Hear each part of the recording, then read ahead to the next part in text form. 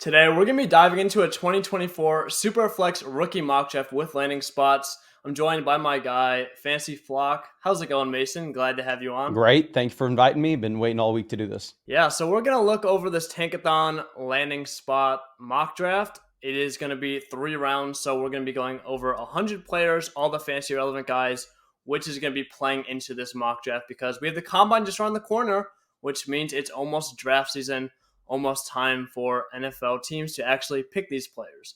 So I'll give you the one-on-one. What are you thinking here, Mason? I think, honestly, kind of have to go Caleb Williams. I mean, with Williams, you get the rushing upside. And I understand, you're a Chicago fan. You probably know better than I do. But a lot of people view the Bears as a bad landing spot. I actually think it's going to be a great landing spot. Like, if you look at what teams historically have, if they are sitting with the number 1 overall pick, usually the worst roster in the NFL. I would say the Bears, with the cap space that they have, with the recent moves that they've been able to make, including getting this 101 from the Carolina Panthers, actually pretty good spot Caleb Williams is going to go to, considering he's the number 1 overall pick based off what you've historically seen. You have DJ Moore. You have another pick inside the top 9. We'll be talking about a wide receiver the Bears taking this there as well. And at the same time, you may get something else for Justin Fields if you were to go through and trade him. And yes, I understand that a lot of people want the Bears to keep Justin Fields, but if you look at what Las Vegas sportsbooks are saying right now, pretty much they're guaranteeing us that Caleb Williams will be a Chicago Bear. Yeah, I totally agree with that. As a Bears fan, I want Caleb Williams. I've done a lot of film on him, and he's just a great player, honestly. Someone that hate just kind of seems like prospect fatigue and the fact that he's had a down year compared to the amazing seasons he's had in his college career. And like you said, don't want to ruin it quite yet, but the Bears also grab one of the top receivers in this draft. So they're going to have DJ Moore, another top receiver, Cole Kmet, a decent receiving option, and they have the money to improve the line and whatnot in free agency. So they are a phenomenal landing spot, which you almost never see from a number 1 overall pick. But the 102, it is very close. I am going to go Marvin Harrison Jr. Now, not only do I love Marvin Harrison Jr. as a prospect, but from a value standpoint alone, Marvin Harrison has the ability to become a first-round startup pick very easily because of the fact that everyone's just so high in him. He is currently being ranked right around that Amon-Ra St. Brown range on Keep Trade Cut. And let's just say Marvin Harrison goes out at the beginning of the year and tears it up in the first 4 games. Let's say it's like a Puka Nacua type of start of the year, but he actually has that draft capital and pedigree. He has the chance, I'm not saying it's right, but there's a good chance that people would rather have Marvin Harrison over Justin Jefferson at that point because of all the overreactions in the Dynasty community. He's also tied to Kyler Murray, and Kyler Murray, I feel like, is a underrated quarterback. So yes, Marvin Harrison does go number 4 overall to the Arizona Cardinals. Great landing spot, great draft capital. I don't really know what else you can ask for at this point, and I can see the argument for taking a quarterback here because it's super flex, but great landing spot, great draft capital, and I think as a prospect, Harrison is a generational talent. Yeah, I actually just recorded a video looking at where these guys are going in redraft leagues. Marvin Harrison Jr. is more expensive than any rookie wide receiver we have ever seen in terms of his 2024 expectations. So if he comes out and people are already pressing him in to be a wide receiver 1 in 2024 drafts, from a dynasty perspective, I think you have to put him as a borderline top 5 guy immediately. So I'm going to go ahead. I think you can go 2 different ways here in terms of both quarterbacks. I will take Drake Maye over Jayden Daniels, primarily due to landing spot. I actually don't mind this spot going to Washington. Yes, it's not a great NFL team, but compared to what you have typically with a lot of these teams selecting inside the top 3, they have fine assets, right? You have Terry McLaurin, you have Jahan Dotson, possibly they bring back Curtis Samuel. Drake Maye did run the ball a ton at UNC. I don't necessarily know if he's going to carry that over to the NFL, but if he can still just pick up 25, 30 rushing yards per game, that is going to have a pretty big impact from a fantasy football perspective.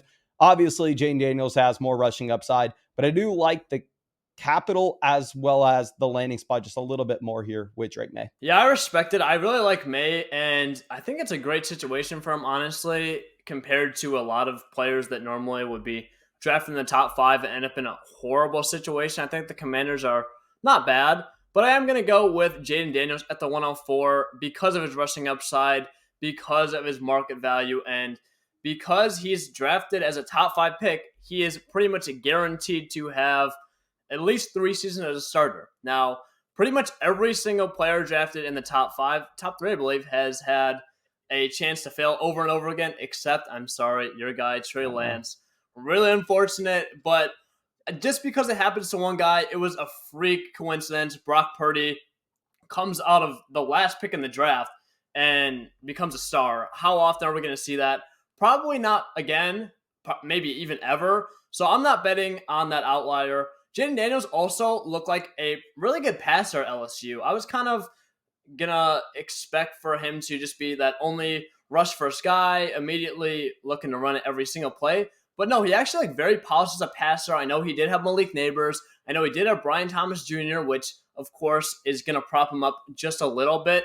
But that said, it seemed like he has very good touch on his deep ball, pretty good processing, and compared to a lot of these other quarterbacks in the draft, I'd say he's honestly pretty pro-ready and has a ton of rushing upside. Ran for over 1,000 yards last year, won the Heisman. So I'm going to take a guy that has the potential to be a top 12 quarterback in 2024 drafts due to his rushing upside. Yeah, and I think you can make a strong argument to take him over Maye. Next guy, I'm going to go ahead and take Malik Nabers. I mean, if you look at Nabers, youngest wide receiver in the class. I mean, he had the highest PFF grade in the class. I'm not ranking him over Marvin Harrison Jr. by any means, but super young, super productive. Here he goes, his top 10 pick, goes over to the New York Giants, pick 6. Don't necessarily know if I love this situation. Obviously, you step in, immediately be the wide receiver 1 for the New York Giants. Really comes down to what you think about this quarterback situation for the long term and if you're a believer in Daniel Jones. But it's Dynasty. He's incredibly young, only going to be 20 years old at the time that he's drafted. And I think he is a wide receiver with a profile that if he was almost in any other class, he would profile to be the number 1 wide receiver overall. It's just that Harrison obviously is in this one. Yeah, Malik Nabers was arguably better than Marvin Harrison Jr. last year, even though Harrison did win the Blitnikoff. Kind of seemed like it was almost a 2-year award at that point because of how good he was the year before. But yeah, like you said, probably would have been the wide receiver 1 in most classes and was amazing last season. Very young. Love the talent. Just a little iffy about the landing spot, but I think the first 5 picks are pretty solidified because of the talent. So now at pick 6, I'm stuck between either Brock Bowers or Odunze. And this is where I'm going to let the landing spot do the talking for me. I'm going to take Brock Bowers. And in this situation, he goes to the Chargers at pick 5. So if that actually happened, that would be kind of crazy. I'm not really sure that that's actually what's going to shake out in real life because of how these teams are starting to value tight ends. That said, though, Mike Williams is probably going to be cut as a cap casualty if that happens. So you got a 32-year-old Keon Allen who is going to be there for the 2024 season, but after that, who knows? And you're tied to Justin Herbert with a new head coach, Jim Harbaugh, and could ascend him to new heights. I really want a piece of that Chargers offense, especially if I'm getting the number 2 target next year as a tight end, future number 1 target potentially once Keon Allen fades out and leaves. So I just really don't love Rome's landing spot, which you can talk about after. And I think Brock Bowers here is a fantastic landing spot. So I'm going to take the tight end for the positional scarcity and good landing spot and go with Bowers at the 106. Yeah, I completely agree with you doing that. And I'm interested to hear what your take is on if this landing spot actually does happen with Rome going to Chicago at 9. I think from a real life perspective, I mean, it makes so much sense for Chicago to go down and just essentially give Caleb Williams immediately that second top option at the wide receiver position where you have Rome and DJ Moore. I think both these guys would complement each other nicely, to be honest. But I'm interested to know what you're thinking here in terms of just calling this a bad landing spot with Rome. I kind of agree with you, but I'm not the Chicago Bear fan, so I want to hear your thoughts. So from a real life perspective, I think it's a perfect fit, fantastic landing spot. But from a fantasy perspective, I'm kind of profiling Rome as a guy that's super big, great at winning contested catches, and I think he has the ability to be wide receiver 1 on most teams, except for the Bears, because I think DJ Moore is still better than him, is still going to command more targets, which kind of sucks because DJ Moore isn't young either. He's 26 years old, and he's going to be in Rome's way for quite some time. From a real-life perspective, I think DJ Moore is going to draw more targets. He's kind of able to get open in more ways than Rome, in my opinion. I think he's just quicker, kind of more flashy, can be used all around the field. And Rome is that alpha X receiver, that big guy, very fast, can be used to stretch NFL defenses. And you got Caleb Williams at quarterback with insane arm strength, is going to throw the ball up to him Last season, he had over an 80% contested catch rate, which is nuts. So he's going to be using that role 100% at the NFL level. But yeah, I would just like Rome to go somewhere where he can command the most targets on his team because I think he has the talent for that. However, if he goes to the Bears, from a fantasy perspective, I don't think that's going to happen. But as a Bears fan, I would be overjoyed to pair Rome with DJ Moore and then Caleb Williams. It's going to be tough because that's kind of where the tier break is. But I am going to go with Brian Thomas. And in this mock draft, he gets a great landing spot with the Bills at 28. So not only does he get that first round draft capital, but he is basically going to be that Gabe Davis replacement. Except he's going to be used in a different environment because Gabe Davis was that field stretcher. Brian Thomas is just a freak of nature. Saying at 6'4", he was used kind of on the outside. Stephon Diggs is also aging out, so I'm just going to grab probably the most talented receiver in my opinion. Profiles well in the NFL, and he's tied to Josh Allen, so I don't really think you can go wrong here. I also was considering J.J. McCarthy. Be interested if you pick him here at the 109. Yeah, I'm for sure going to go J.J. McCarthy. I mean, I agree with you. I think after the first 7, I've been calling it like the wild, wild west. I have no idea what most people are going to do. But if I'm looking at J.J. McCarthy, he goes pick 12. Going back to what you were talking about previously, just with quarterbacks getting this kind of NFL draft capital, it does pretty much insulate them to be a starter for the next few seasons. I don't think it'd be the worst situation in the world going over to Denver. Obviously, the team has fully moved on from Russell Wilson. And I'm not going to sit here and pretend like I'm some expert quarterback scout. And I know that McCarthy is going to be so much better than Michael Penix. I know he's going to be so much better than Bo Nix.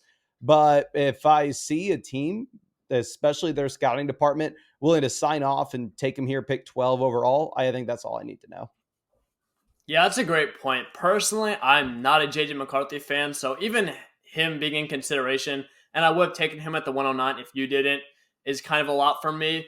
But I have to respect the draft capital. I think it is a good situation. I just kind of feel like the Broncos are just taking a shot because they need to do something. And I don't know if it's necessarily, there is a ton of upside with J.J. McCarthy, but I think there's also a very, very high chance that they're kind of just reaching to get a new quarterback and he will become a bust. But, we're going to go to the 110, and I am going to grab Troy Franklin, who is the Chiefs' new wide receiver draft pick. It seems like they have a new guy almost every other year. But, yeah, I'm going to go Franklin at the 110. Looked very good at Oregon. You have Bo Nix throwing him the ball, and he was pretty dominant, even as a deep threat for the most part. Posted a 20% team target share in his sophomore season, 16% last year, even though his counting stats did increase. That said, I do tend to stay away from those field stretching receivers because at the NFL level, they're often unable to command real target volume, which is a little worrisome. That said, I don't think Rashee Rice is some nuts prospect and is going to be locked in that wide receiver 1 role. I think it's very possible that Franklin, takes over that role. Kelsey's on his way out, and Mahomes is just an unbelievable quarterback. So I think Franklin has a good chance to get his. And I'm very, very okay taking the upside here at the 110. Where would you rank him compared to Rashee Rice if he were to go here? I can actually pull it up for you because I just did my top 36 Dynasty rankings, and I believe I had Rice at 19, and I had Franklin at 29. So I think that would probably drop down Rice to around like 22-ish, and maybe rise Franklin up to around like 27-ish. So I think Rice is still a tier ahead of him, but I think that it's definitely going to help, Franklin a little more and then knock down Rice just a peg. If this were to happen, would you rather have Franklin at a second or Rice? Ooh, honestly, it's close. I'd probably go Franklin the second, to be honest. I think that closed the gap because I just don't think Rice is an amazing alpha wide receiver. I think they just really had no one else. Even Kelsey wasn't that good. And I know you've talked about before too, but I see Rice the same way, that he's just that gadget type player where they give him the ball in space. But if you have Troy Franklin, I'm just not sold on Rice in the long term. And I think Franklin has a shot to be just as good as Rice next season. Yeah. I mean, I have a ton of Rice in Dynasty just because I was only going after the capital and situation and the discount you were getting on him last year. But I agree. I think that Franklin profiles to be, at least as a prospect, I liked him a little bit more, but clearly Rice had a great year. But next guy, I don't really know where to go. I mean, I would have loved it if I could have Troy Franklin here, but I guess I'll take Keon Coleman. If you look at a lot of advanced metrics, yards per route run, if you're looking at his yards per team pass, I mean, Keon Coleman, not necessarily a great guy on paper. He is a younger wide receiver. At the same time, if you're looking at the landing spot, he goes round 1 to the Baltimore Ravens. Obviously, I mean, he's being sold to be some athletic freak, which I think a lot of people are excited about, understandably so. I think it would be a natural fit here as well with Baltimore in comparing him to what you get from like a Zay Flowers skill set. I think it'd be similar to what you were talking about earlier with like DJ Moore in Rome. Yeah, I agree. I like Keon Coleman as well. I think he has a ton of upside. Didn't necessarily crush from a metric perspective, but watching his profile, watching some film on him, I think he is a very athletic player that could definitely translate. So I'll pick the 112, and that's going to be, I'm going to go Bo Nix here. And in this situation, he goes 42nd overall to the Minnesota Vikings. It looks like he'll be the long-term Kirk Cousins replacement. I've been seeing a lot of steam about Bo Nix possibly even going where J.J. McCarthy did. So I think he's actually a pretty decent prospect and does have underrated rushing ability. In my opinion, he actually had a fair amount of rushing production during his last 2 years at Oregon. But if he gets to take over that starting job for Kirk Cousins, let's say they let him walk this offseason and, Bo Nix is the guy. Or if it's even 1 year after, he's going to skyrocket in value because I really don't see a way he just completely fails with weapons like Justin Jefferson, Jordan Addison, TJ Hawkinson. I mean, arguably, this is the best landing spot that a quarterback could step into in this draft. Yeah, definitely. And I'm probably going to follow you here and take the other guy that goes in the second round. Take Michael Penix Jr. going to Las Vegas. I know a lot of people hate Penix. Like I said, I'm not going to pretend I'm some quarterback scout.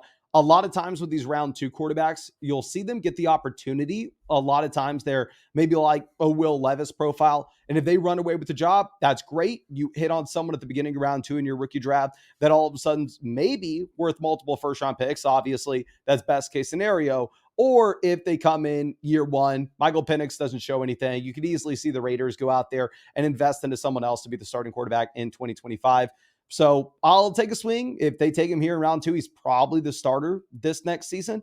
And we'll just see what happens. If he flashes, cool. We have a player that's going to rise in value.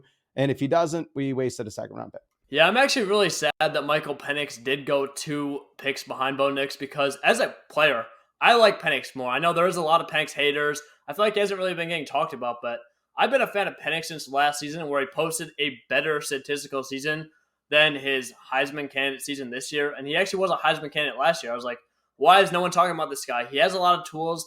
I know he did have like 2 ACL injuries, a very, very bad injury history, but I'm not really going to predict that at the next level. He's been able to stay healthy. It's very hard to predict these quarterback injuries when it's just like almost freak injuries in the pocket. It's not like he's a running quarterback or anything. It's just I'm going to have to go Bo Nix over him because of the landing spot. That's going to give me a pretty easy pick at the 202, in my opinion, and I'm going to take Jonathon Brooks, the first running back off the board. And the landing spot does play a part in this. He goes to the Green Bay Packers at pick 58, so it almost looks like they are trying to seamlessly replace Aaron Jones in the long term. A.J. Dillon is nothing. He's not going to be that guy. We've seen that time and time again. Yeah, if you want to talk about Jonathon Brooks, because I know he's from Texas, which is your expertise. Yeah, I mean, I like him as a player. I would definitely say he's the running back 1 here by far and away, especially if you remove the torn ACL, which is hard to do. It's just hard to be betting on any running backs in this class. I actually put out a video today going through and looking at redraft leagues and expectations for this running back class. What's funny is this is the most expensive rookie wide receivers have ever been. And this is the cheapest rookie running backs have ever been, at least going back to 2014, which is when I started playing Dynasty fantasy football. So it's interesting. I like him as a player. I would really like the landing spot. I know a lot of people are comping him to Aaron Jones. But yeah, I mean, I would have taken him if you didn't. Now I have no idea where to go. And I am probably going to pass on my Texas guys and instead take Ladd McConkey here going to the Atlanta Falcons. A wide receiver that's very hard to dive into his analytical profile because he ran like 143 routes this past season. Good PFF grade. I know a lot of film guys love him. Here he gets the draft capital. And from a per route run perspective, wasn't phenomenal, but definitely wasn't bad. Like a couple of guys that I'm sure we'll talk about in just 1 second. So yeah, we'll go ahead and take him here and just trust what the film guys are saying. Yeah, I like Lad a lot. I haven't personally dove into his film too much, but pretty good landing spot the Falcons if they can bring in a quarterback. They do have weapons, Well, who knows what Kyle Pitts is going to be? You got Bijan Robinson, you got Drake London. So even if he's not getting as many targets, he's going to be that slot guy who they're probably going to manufacture targets. He's going to be on the field more because of the improved offense. But I am going to take one of your Texas guys, Xavier Worthy, at the 204, who in this scenario, he goes to the Browns, pick 54. Pretty good draft capital and decent landing spot, in my opinion. I know the Browns basically have no idea what they're doing at quarterback. Who knows if Deshaun Watson's that guy, but it looks like he's going to be there because they paid him a crap ton of money, all guaranteed. So I really like Xavier Worthy as a prospect. I don't really think there's too much target competition. You have Amari Cooper, but he's aging out. I don't think they have a true number 2. David Njoku maybe, but he's already 27, 28 years old, even though he broke out this past season. So I like Xavier Worthy, decent landing spot. I'll take the upside swing here at the 204. Yeah, I'll take the next Texas guy. I'll take Adonai Mitchell. If you look at Adonai, he's another player that the film guys really like. The metrics say that he's horrible. The metrics, if you look at his yards per route run, if you look at his targets per route run, if you're looking at his yards per team pass, it doesn't matter what you're looking at. Adonai Mitchell is very bad on paper, but film guys absolutely love him. He gets the NFL draft capital here. He goes pick 34 to the New England Patriots. Completely wide open, wide receiver depth chart. You have Jayden Daniels going at the very top of this draft as well. So hopefully you have the quarterback situation figured out here for the Pats. So we'll take Adonai, throw up a hook 'em horns, and see if it works out. Yeah, so I am going to take another running back here, which is normally, I really don't like to draft these running backs, but I'm going to go Trey Benson because he gets second round draft capital, or he goes 87th overall, so that'll be third round, and goes to the Cowboys, which is a phenomenal landing spot in my opinion. Now, assuming he goes to the Cowboys, I think they're getting rid of Tony Pollard, and Cowboys are still one of the top offenses in the NFL, which is obviously very important for a fantasy football running back. And we've seen Tony Pollard thrive in that same situation. We've seen Zeke thrive in that situation. They have such a good scheme and offensive line. I think Trey Benson is a top 3 running back talent-wise. And now that he gets one of the best landing spots that he could possibly go to, I think I'm going to take a shot here at the 206 because it's not too expensive. If he hits, then you have a very, very good quality running back. I think I like a lot of the receivers and tight ends here from a prospect perspective, but I'm going to take the draft capital and landing spot here at the 206. Yeah, I'll go ahead and take another Texas guy. I'll take Jatavion Sanders. Goes Washington. I mean, you have Drake Maye here. I mean, we took him earlier, so maybe make an argument for a stag. In reality, open depth chart, really good prospect at the tight end position. Obviously, he is no Brock Bowers, but still, I would kind of comp him to like Michael Mayer, where you're not necessarily expecting a lot year 1, but you're hoping in year 2 and beyond, this is someone that can be something. And yeah, rookie quarterback, hopefully have some upside in the overall passing offense and a team that desperately needs a tight end. I was really close to going with Sanders. I like him a lot as a prospect. He's very athletic, so I think he could thrive from a fantasy football perspective. But at the 208, I am going to go, this pains me to do it, but I'm going to have to listen to the draft capital and go Xavier Worthy, or Xavier Legette, I mean. I really, really don't like Xavier Legette as a prospect. It just seems like such a massive red flag that he did nothing at South Carolina with no competition. It's not like they're a massive school like Ohio State. And then all of a sudden he breaks out as a fifth-year senior. So I don't like him, but he does get the draft capital here. And he goes to a pretty good landing spot at the Cowboys where you got CeeDee Lamb being that clear alpha wide receiver 1. And outside of that, nothing else is really there. And Dak Prescott is a good quarterback. Throws the ball a lot, even though people like to hate on him. So pains me to do this, but I am going to take Xavier Legette at the 208. Well, I'm going to take my first running back, go Blake Corum. I mean, here he goes to the Cleveland Browns at 85. Don't think Nick Chubb is here for the long term based off the injury that he had this past season. This is a team that should be open for the future. I know a lot of people are just essentially penciling in Blake to be a Los Angeles Charger this next season, which obviously would be a much better situation than what you have here in Cleveland. Don't necessarily love the profile. I think a lot of it's going to come down to what we get at the NFL Combine to make sure that he hits those thresholds. But still, the day 2 pick goes to an open depth chart at the running back position. And this could be someone that comes in, plays early on, and you could look to flip his rookie season. Yeah, I'm going to go a wide receiver with my next pick, and I am going to go Jalen Polk, who goes to the Panthers.